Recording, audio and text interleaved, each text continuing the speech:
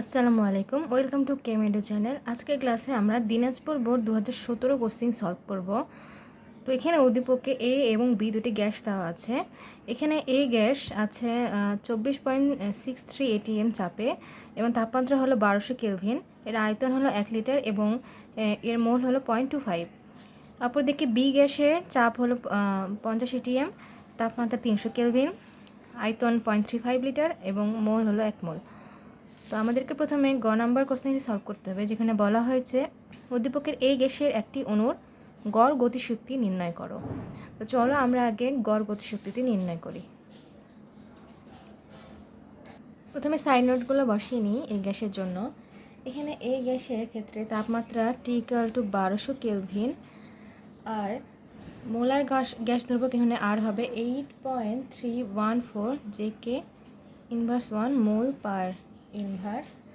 আর এখানে অ্যাভোগাড্রোর সংখ্যা হবে 6.023 ইন্টু 10⁻23। এই দুটি কিন্তু মুখস্থ মান। আর এখানে আমাদেরকে নির্ণয় করতে হবে গড় গতিশক্তি একটি অণুর ক্ষেত্রে। তো আমরা জানি যে একটি অণুর গড় গতিশক্তি, একটি অণুর গড় গতিশক্তি E=3RT ডিভাইডেড বাই 2NM। আমরা এখন মানগুলো বসিয়ে নেব। 3 ইন্টু 8.314, এখানে তাপমাত্রা 1200 কেলভিনেই দেওয়া আছে, এবং 2 ইন্টু 6.023 ইন্টু 10⁻23। এই মানটি ক্যালকুলেট করে দাঁড়ায় 2.485 ইন্টু 10⁻20 জুল। এটি হলো এই অঙ্কের অ্যান্সার।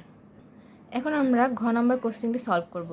ঘ নম্বর কোশ্চেনে বলা হয়েছে উদ্দীপকের কোন গ্যাসটি বাস্তব গ্যাসের আচরণ প্রদর্শন করবে, গাণিতিকভাবে বিশ্লেষণ করো।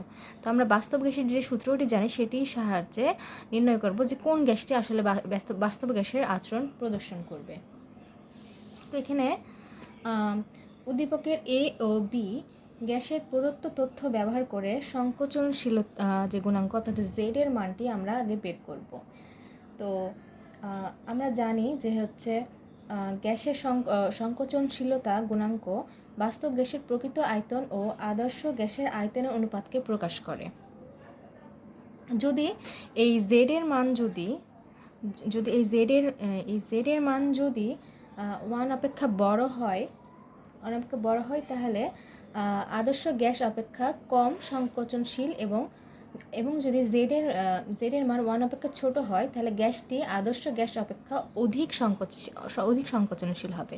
অর্থাৎ জেড এর মান 1 থেকে বড় হলে কম সংকোচনশীল এবং জেড এর মান 1 থেকে ছোট হলে বেশি সংকোচনশীল। তো আমরা জেড এর মান বের করে নির্ণয় করবো যে কোন গ্যাসটি আসলে বাস্তব গ্যাসের ন্যায় আচরণ প্রদর্শন করবে।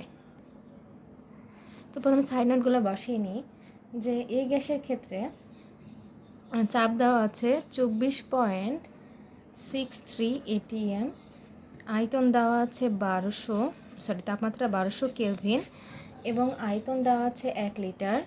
এখানে মোলার গ্যাস ধ্রুবক হবে 0.0821 লিটার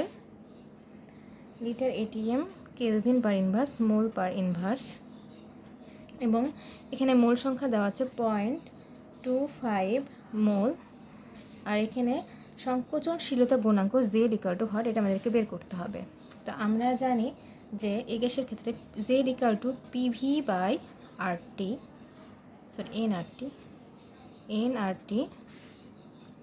তো পি এর মান এখানে 24.63, আয়তন এখানে 1 লিটার, এন এর মান 0.25, আর এর মান 0.0821 এবং তাপমাত্রা এখানে 1200 কেলভিন। এই মানটি ক্যালকুলেট করে দাঁড়ায় 1, অর্থাৎ এখানে জেড এর মান 1 এর সমান। তো যেহেতু সংকোচনশীলতা গুণাঙ্ক জেড এর মান 1, এই অবস্থায় গ্যাসটি আদর্শ গ্যাসের ন্যায় আচরণ করবে। এবার চলো বি গ্যাসের ক্ষেত্রে জেড এর মান নির্ণয় করি। বি গ্যাসের ক্ষেত্রে চাপ দেওয়া আছে 50 ATM, তাপমাত্রা T=300 কেলভিন, 300 কেলভিন। আর মোল সংখ্যা 1, এখানে n এর মান 1। আর মোলার গ্যাস ধ্রুবক 0.0821 litre ATM kelvin per inverse mole per inverse. আর এখানে আয়তন 0.35 লিটার। সংকোচন গুণাঙ্ক Z = হোয়াট? তো আমরা জানি Z = PV/nRT। এখন আমরা বি গ্যাসের ক্ষেত্রে Z এর মান নির্ণয় করছি। P এর মান এখানে 50, V এর মান এখানে 0.35, n এর মান 1, R এর মান 0.0821, তাপমাত্রা এখানে 300 কেলভিন।